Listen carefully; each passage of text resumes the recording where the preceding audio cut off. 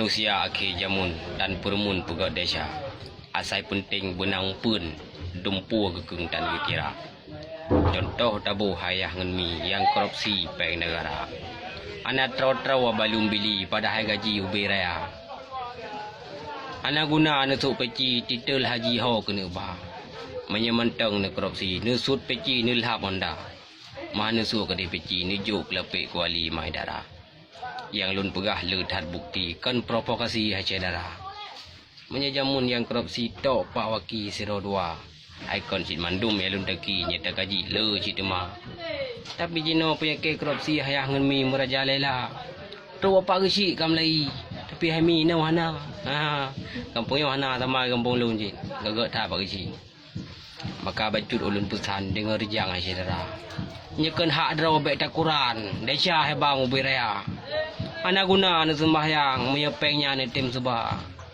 Ate mati tinggal kiban dan kuburan ego siksa.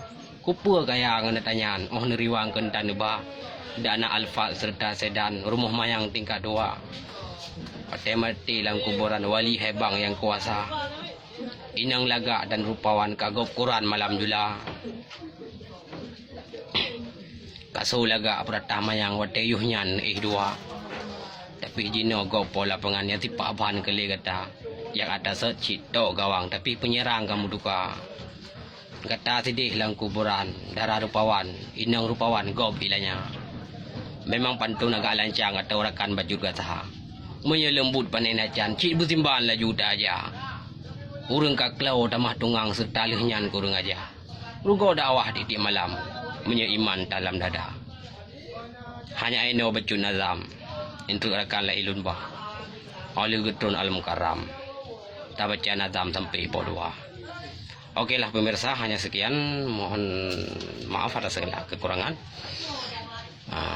Marilah kita bergabung bersama kami di Pamurah Pantun Mutiara FM Bernun. Nyo hanyalah secara global yang lu tuan baca. Nanti akan kita baca secara rincian. Okeylah, hadanallahu wa jazakum ajmain. Assalamualaikum warahmatullahi wabarakatuh.